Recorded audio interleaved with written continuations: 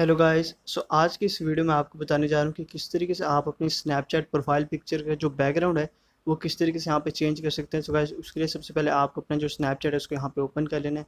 और गाइस, अपने स्नैपचैट पे आने के बाद यहाँ पे आपको जो अपर लेफ्ट कॉर्नर पे आपकी प्रोफाइल का आइकन मिलता है, आपको सिंपली यहाँ पे टैप करना है। और गाइस, यहाँ पे आपको आ जाना है अपनी प्रोफाइल पे। और गाइस, अपनी प्रोफाइल पे आने के बाद यहाँ पे आपकी प्रोफाइल आपके सामने ओपन हो जाती है और यहाँ पे आप देख सकते हैं कि आपकी प्रोफाइल का बैकग्राउंड भी आपको यहाँ पे शो हो जाता है। अगर आप इसको चेंज करना चाह रहे तो यहाँ पे राइट साइड पे आपको एक पिक्चर का आइकन मिल रहा होगा, तो आपको सिंपली इस पर टैप करना और यहाँ पे आपको डिफरेंट बैकग्राउंड्स मिल जाते हैं। और यहाँ पे आप कोई भी बैकग्राउंड्स अपने जो भी आपको फेवरेट बैकग्राउंड होगा या फिर जो भी आपको अच्छा लगता है वो आप इजीली यहाँ पे चूज़ कर सकते हैं।